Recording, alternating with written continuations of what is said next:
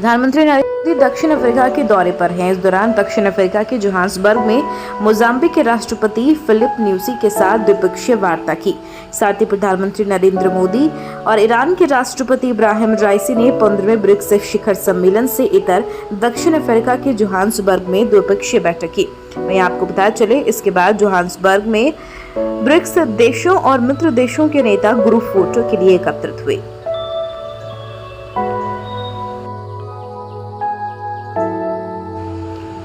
चंद्रयान 3 की सफल लैंडिंग पर भाजपा सांसद हेमा मालिनी ने कहा, हमें बहुत खुशी है कि जो पहले कभी नहीं हुआ वो अब हो गया। ये हमारे देश के लिए एक बड़ी उपलब्धि है और लोग बहुत उत्साहित हैं। इसमें कोई विरोध या कुछ भी नहीं है।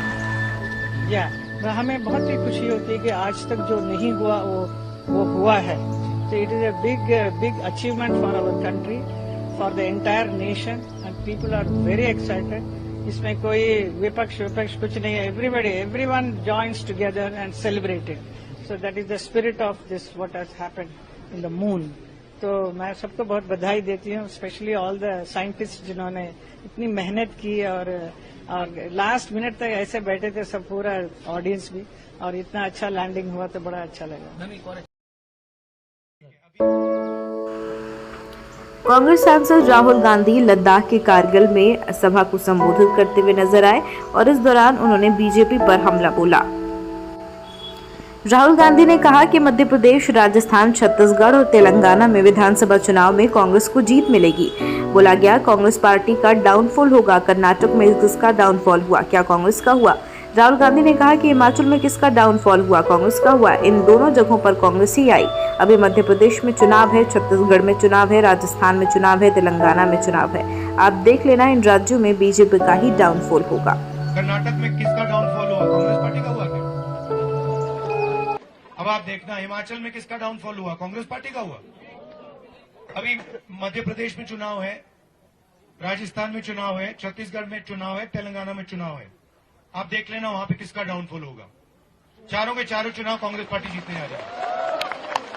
तो ये कांग्रेस पार्टी, ये सिर्फ एक पार्टी नहीं है, ये कांग्रेस पार्टी एक विचारधारा है। हिमाचल प्रदेश में भारतीय वायुसेना की मदद से खाद्य सामग्री और दवाइयां मंडी जिले के दूर दराज के इलाकों में हवाई मार्ग से पहुंचाई जा रही है। साथ ही पुलिस प्रशासन ने वहां पर जाकर निरीक्षण भी किया। आपको बता दें, मुख्यमंत्री सुखविंदर सिंह सुक्खू ने आपदा प्रभावित क्षेत्रों में हर कीमत पर तत्परता से लोगों को मदद पहुंचाने के निर्देश दिए हैं। बता दें, 22 और 23 को हुई भीषण बारिश, लैंडस्लाइड और भूस्खलन के कारण बाली चौकी उपमंडल के दूरदराज क्षेत्रों में भारी तबाही हुई है। साथ ही कुल्लू में भी भारी तबाही हुई है। बिहार के उप मुख्यमंत्री तेजस्वी यादव ने बेरोजगार पर कहा कि 2020 में हमारा मुख्य एजेंडा बेरोजगारी था और हमने कहा था कि 10 लाख लोगों को सरकारी नौकरी मिलेगी। हमारी सरकार बनने के बाद ही हम रिद्धियों की घोषणा कर रहे हैं। हमने राज्य में लगभग 5 लाख सरकारी नौकरियों की घोषणा की है। सुनिए क्या कुछ कहा तेजस्वी यादव ने। 2020 में हमारा मेन जो एजेंडा था बेरोजगारी को लेकर के था, जिसमें हमने कहा था कि 10 लाख लोगों को सरकारी नौकरी मिलेगा। और आप देखिएगा, माननीय मुख्यमंत्री जी ने भी इस बात को दोहराया 15 अगस्त को ऐतिहासिक मैदान से, ऐतिहासिक दिन, कि 10 लाख सरकारी नौकरी और उसके अलावा 10 लाख रोजगार की व्यवस्था जो है वो करवाने का काम करेंगे। और हम आपको बताते हैं, जब से हम लोगों की नई सरकार बनी है तब से लगातार जो है बहाली निकाली जा रही है। जो भी रिक्त पदे थे उसकी बहाली जो है वो निकाली जा रही है।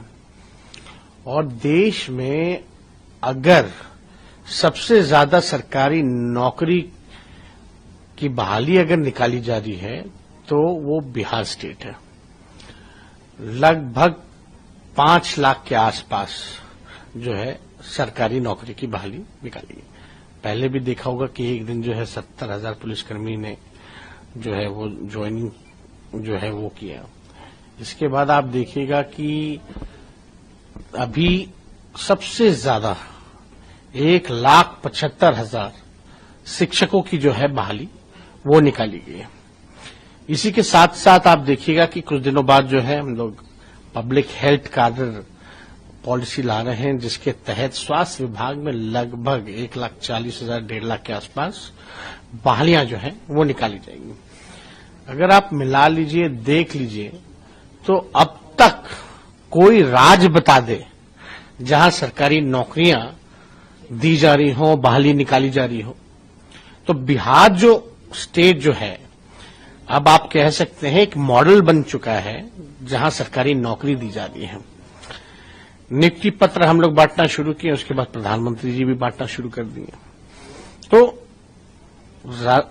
अच्छी बात यह है कि कम से कम जिस एजेंडे के बारे में हम बात कर रहे थे, आज चर्चा उस पर हो रही है।